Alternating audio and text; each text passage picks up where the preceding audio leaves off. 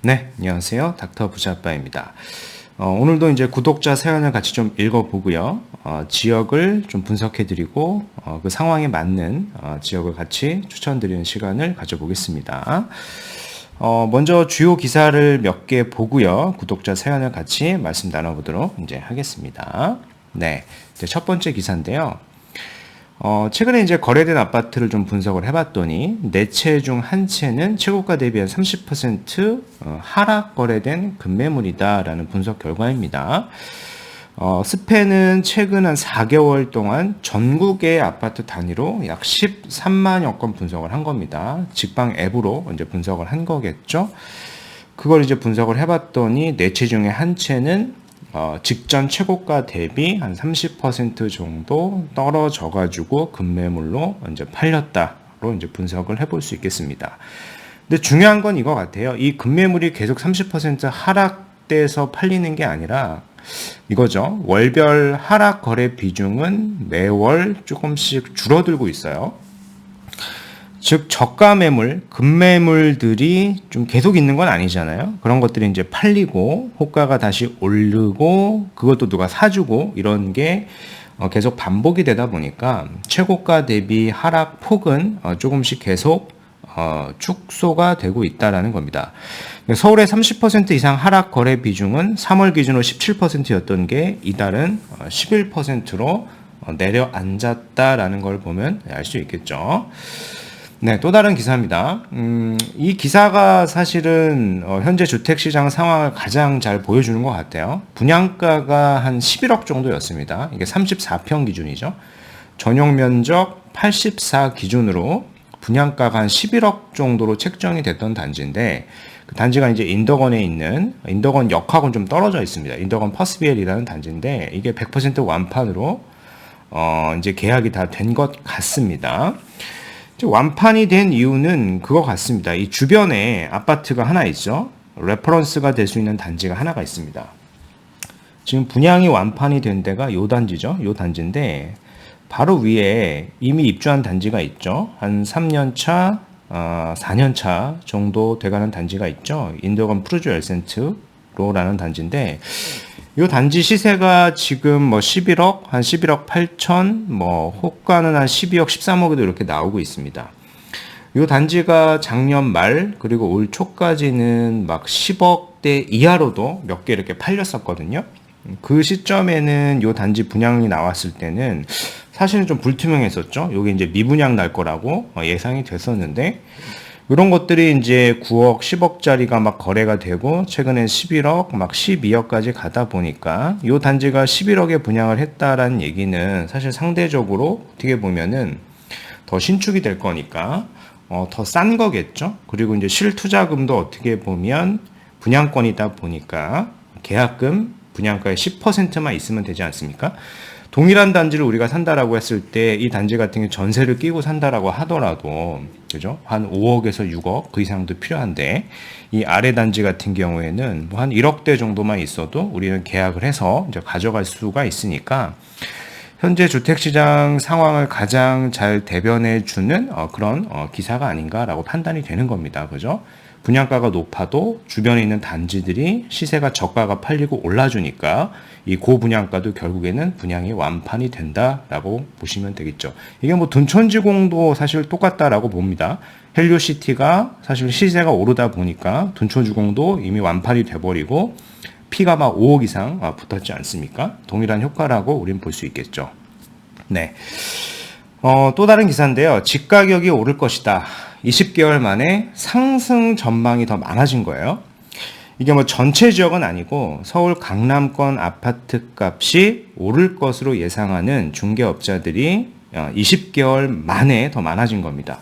그죠? 20개월 만에 더 많아진 거예요. 그러니까 100 이상 올라갔다라는 겁니다. 뒤에 구체적으로 나오는데 6월 기준으로 보면은 강남 11개구 매매 전망 지수를 봤을 때 101.4예요. 전월이 94였으니까 7.4포인트 상승을 했죠. 이 수치가 이제 21년 10월 기준으로 113이었어요. 근데 20개월 만에 다시 100을 뛰어넘은 겁니다. 100이 넘었다라는 얘기는 오를 것이다라는 전망이 더 많아졌다라고 보면 되겠고요. 뭐 실질적으로 최근에 강남권에 있는 그런 신축의 대단지를 중심으로 금매가 이렇게 팔리면서 가격이 몇 억씩 반등을 하고 있습니다.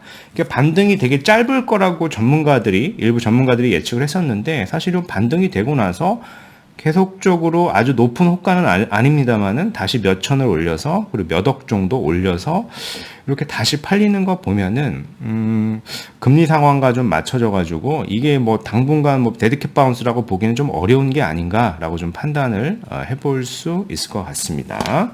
좀 더 상황은 뭐 지켜보면 되겠죠, 그죠? 네. 오늘 이제 구독자 사연입니다. 안녕하세요, 닥부님. 사당에서 거주 중인 40대 초반 맞벌이 부부입니다. 보유한 자산은 지금 실거주 중인 이 사당 극동 23평 한 채입니다. 5세 여아 1명이 있고요. 부부 합산 연소득은 1억 6천 정도이고 결혼할 때 이제 양가 부모님으로부터 일부 지원으로 담보대출 등 이제 현재 부채는 없다라고 하셨습니다. 뭐 주식, 채권, 코인, 저축 등으로 현금은 1억 4천 정도 이렇게 보유를 별도로 하고 계시는 것 같고요. 그래서 현재 고민은 이 사당 극동이라고 하는 이 단지가 리모델링 호재가 있는데 계속 이제 보유를 할지에 대한 질문이었고요. 이제 두 번째는 요거를 이제 판다라고 했을 때 바로 아래에 있는 단지죠. 이수역 로이파크라고 하는 단지 25평으로 갈아탈지의 질문입니다. 참고로 저희 부부 모두 주식 등 재테크에 관심은 많은 편이라서 50세 전에 자산 30억 이상을 만들어서 은퇴가 목표입니다. 이렇게 사연을 주셨고요. 일단 말씀하신 것처럼 이제 사당 극동이라고 하는 단지가 리모델링 호재가 있는 거는 맞는데 사실 저는 리모델링이라고 하는 단지는 이제 한계가 있다라고 생각을 합니다. 그래서 뭐 결론적으로 일단 말씀을 드리면 사당 극동이라고 하는 단지는 리모델링 호재가 있을 때 좀 매도를 하고요. 바로 인근에 있는 이수역 로이파크 같은 경우에는 사실은 어떻게 보면은 동일한 급진의 신축 아파트로 가는 거죠. 그래서 투자성이라기보다는 그냥 거주 지역만 바꾸는 게 되는 거죠. 그래서 사실은 그냥 실거주성만 좀 좋아지는 거지 투자성까지 좋아지는 건 아닙니다. 그죠? 그래서 저는 사당 극동을 우리가 만약에 매도했다라고 하면은 이제 급지를 한 단계 좀 높여 가시는 거를 좀 추천드리고 싶고, 높여간다라고 했을 때 거주하고 투자로 볼 수 있는 지역 하나, 그리고 거주하고 투자를 우리가 만약에 분리할 수 있다라고 하면은 더 좋은 지역도 더 많은 시세 차익이 날 수 있는 곳도 있으니까 그 지역까지 같이 한번 말씀을 드려보도록 하겠습니다. 일단 뒤에 뭐 지도를 좀 구체적으로 보고요. 말씀을 이어가도록 하겠습니다. 네. 일단은 극동 아파트, 요 아파트인데요. 요 아파트 한 23평짜리를 갖고 있는 건데, 요 시세가 현재 한 9억 후반에서 한 10억 정도 하죠. 최근에 한 9억 7천 정도에 이렇게 팔렸고, 요게 지금 부채가 지금 하나도 없는 상황입니다. 그래서 내가 이거를 뭐 팔아가지고 뭐 인근에 갈까 이렇게 생각을 했다가 이 단지를 보면은 리모델링에 대한 호재가 있죠. 그래서 리모델링 호재가 있으니까 난 이거를 홀딩할까의 생각도 있는 거예요. 요거죠. 일명 이제 우국신이라고 하는 거고, 우국신. 리모델링 조합 설립 인가가 됐고 사실 사업 속도를 좀 내고 있고요. 해당 일대에서는 가장 대단지 리모델링이 될 겁니다. 근데 저는 그렇게 생각을 해요. 이게 만약에 이렇게 리모델링이 된다라고 하더라도 이 조감도를 보면 알지 않습니까? 이 구조 자체가 최근에 어떤 뭐 재개발이나 재건축이 돼서 신축이 된 그런 아파트하고 비교해 봤을 때 구조적으로 보면은 기존의 아파트를 그대로 이제 살려갈 수밖에 없습니다. 리모델링이라고 하는 게. 그래서 해당 지역에 우국신이 리모델링이 돼서 이게 신축 아파트로 바뀐다라고 하더라도 동일한 지역에 신축이 있다라고 하면 그 시세보다 넘어갈 수는 없고요. 그러니까 재개발이나 재건축의 시세를 넘어갈 수는 없고 많이 가야 한 80%에서 한 90% 정도. 그 주변의 동일 지역에 재개발, 재건축된 단지가 100%의 시세를 하고 있다라고 하면 현재 우국신이 나중에 리모델링이 된다라고 하더라도 80%, 90% 시세밖에는 갈 수가 없어요. 구조적인 제한 때문에 그러겠죠. 그렇다는 얘기는 장기적으로 봤을 때 아주 미래 가치가 좋은 단지라고 저는 생각하지가 않습니다. 그래서 이제 매도 의견을 드린 거고, 근데 이제 이거를 매도를 하고 지역적으로 우리가 지역을 많이 상향해 가는 게 아니라 바로 아래에 있는 이 레미안, 이수역, 로이파크를 간다라고 하면 사실은 거의 수평 이동이다 보니까 좋은 갈아타기라고 볼 수는 없겠죠. 레미안, 이수역, 로이파크 같은 경우에 전고점이 한 14억 8,500 정도였고 최근에 한 12억 정도, 호가 나오는 거 보면 12억 5천, 뭐 13억 이렇게 나오게 되는데요. 이거를 사주게 되면 사실은 요거보다 가격이 뭐 전고점 정도 회복은 될 수 있겠으나 뭐 그 이상의 시세가 많이 올라갈 것 같지는 않다라는 생각이 듭니다.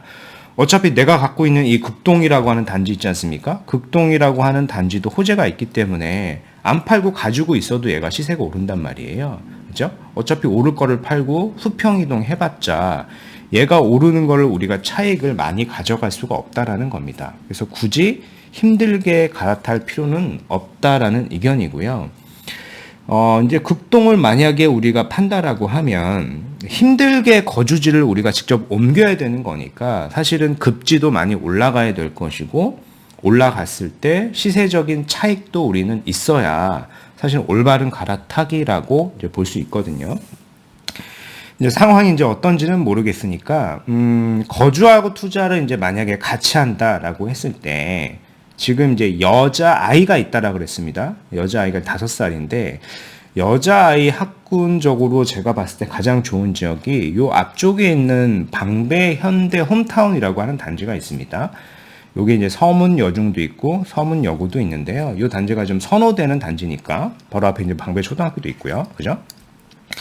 그래서 이 단지로 저는 거주하고 투자를 한다라고 할 때, 그죠? 거주하고 투자로 한다라고 할 때는 최소입니다. 이게 뭐 최대 효과는 아니고 최소로 요 정도는 좀 갈아타줘야 향후에 뭐 시세가 좀 반등을 할 때 갈아타는 효과 정도는 볼 수 있다라는 생각이 들고요. 근데 사연을 제가 쭉 읽어보니까 그런 얘기를 하셨어요. 자산이 한 50세까지 한 30억 정도를 마련을 해가지고 은퇴가 목표라고 하셨는데 현재 말씀하신 안들 그리고 뭐 제가 이렇게 거주하고 투자로 갈아타는 이 안을 포함을 해서 이렇게 한다라고 한들 50세 안에 부동산으로 30억을 만들 수 있는 선택지는 아니거든요. 그러니까 거주하고 투자를 같이 한다라고 하면 근데 만약입니다. 거주하고 투자를 우리가 좀 분리를 해가지고 현재 이제 극동이라고 하는 아파트를 내가 집을 팔고 거기에 저렴하게 월세로 좀 거주를 하는 거죠. 보증금을 줄여서 월세로 거주를 하고 사실 어차피 우리가 부채가 거의 없다 보니까 부채가 지금 하나도 없다 보니까 현금성 자산을 많이 만들 수가 있지 않습니까? 그 많이 만들어 놓은 그 현금성 자산으로 상위 급지에 정비 사업에 사업의 속도가 좀 빠른 지역을 매수를 해 놓으면은 사실 우리가 생각한 요 30억에 사실은 근접하거나 또 어떤 단지를 선택을 하면은 30억도 넘어갈 수 있다라고 저는 충분히 생각을 합니다. 그래서 예를 들어서 좀 설명을 해보면은 이런 거죠. 제가 뭐 많이 말씀을 드렸을 거예요. 이제 방배 13구역이라고 하는 구역도 보면은 지금 현재 자금 정도라고 하면은 25평은 충분히 살 수 있고요. 잘한다라고 하면은 이제 34평 받을 수 있는 입주권도 살 수 있습니다. 25평을 사게 되면은 실투자금은 충분히 현재 자금으로 살 수 있고요. 총 매수가가 한 17억 정도 될 텐데 향후에 입주를 한다라고 하면 저는 한 24억에서 한 25억도 갈 수 있다라고 보여지고 만약에 34평을 산다라고 하면은 총 매수가는 한 20억 정도 되겠죠. 추분을 다 포함한다라고 하면 근데 향후 입주한다라고 하면 저는 한 33억에서 34억도 갈 수 있는 선택지가 되는 겁니다. 그러니까 거주하고 투자만 살짝 분리를 해도 사실은 목표로 하는 자산 30억은 충분히 달성이 가능한 겁니다. 현재 10억 이상의 자산이 있기 때문에 그런 겁니다. 그래서 이 기간도 50세가 아니라 지금 이제 40대 초반이신데 한 4년에서 이제 5년이면 이제 충분히 이 정도의 자산의 볼륨은 우리가 키워갈 수가 있습니다. 이게 뭐 방배만 있느냐? 그렇진 않아요. 지역을 좀 더 보셔더라도 갈 수 있는 지역들은 이제 굉장히 많습니다. 제가 예시로 계속 말씀을 드리는 거예요. 보시면은 흑석 9구역이라고 하는 지역도 있지 않습니까? 현재 현금성 자산에 매도를 했을 때 10억 이상 있다란 얘기는 34평 받을 수 있는 물건도 충분히 우리가 갈 수 있습니다. 근데 흑석 9구역은 저는 나중에 이제 신축이 된다라고 하면은 한 25억 내외는 충분히 갈 수 있다라고 보여집니다. 그죠? 자산의 목표가 이제 30억이니까 30억에 이제 근접할 수 있는 그런 선택지가 되겠죠. 그 근거가 되는 거는 바로 인근에 있는 아크로 리버 하임 같은 경우에 지금 한 22억 7천 정도에도 거래가 되고요. 전고점은 한 25억까지도 거래가 됐다 보니까 흑석 이 9구역이라고 하는 지역이 사실은 더 신축이 될 거 아니겠습니까? 이 정도의 시세를 갈 수 있다라고 하는 거는 뭐 믿어 의심할 필요가 없습니다. 이런 식으로 우리가 이제 급지를 조금 넓혀보고 사업성이 좀 있는 그런 구역들을 찾아가지고 만약에 거주하고 투자를 이렇게 분리해서 선택을 한다라고 하면은 목표로 하는 자산을 생각보다 빠르게 달성을 할 수 있고 뭐 30억이 아니라 더 뭐 40억 그 이상 초과 달성을 할 수도 있다라고 저는 생각을 합니다. 근데 처음에 생각하셨던 그냥 리모델링 현재 극동 아파트에 머물러 계시거나 바로 아래에 있는 로이파크로 가게 되면은 우리의 자산은 뭐 한 15억 내외에서 계속 머물러 있지 않을까라는 생각이 드는 겁니다. 네.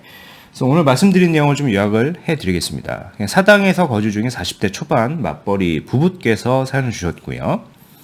부부 합산 연소득은 1억 6천입니다. 그죠? 그러니까 사당 극동 23평 한 채를 보유 중에 있고 부채도 없어요. 그 현금이 또 별도로 있고. 그래서 50세 전 자산이 30억 달성이 목표고 그리고 이제 은퇴를 하려고 하시는 건데요.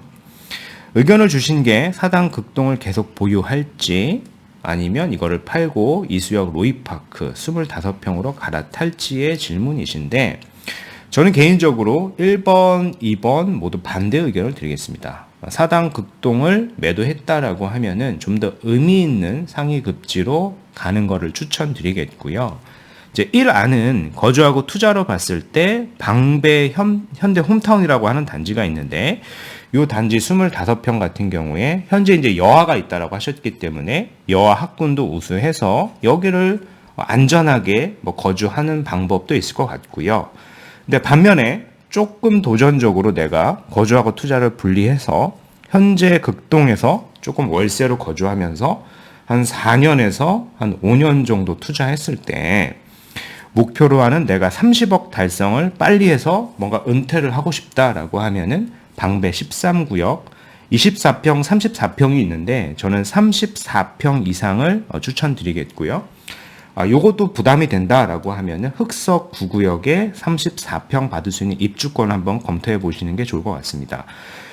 전반적인 시세는 방배 13구역의 24평의 시세와 흑석 9구역의 34평의 시세는 향후에 그렇게 큰 차이가 날 것 같지가 않으니까요.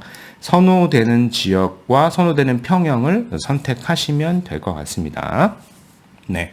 그래서 오늘 말씀드린 내용은 여기까지이고요. 제 영상이 좀 도움이 되셨으면 구독하기, 좋아요, 알림 설정 부탁드리겠습니다. 이상 닥터 부자빠였습니다. 감사합니다.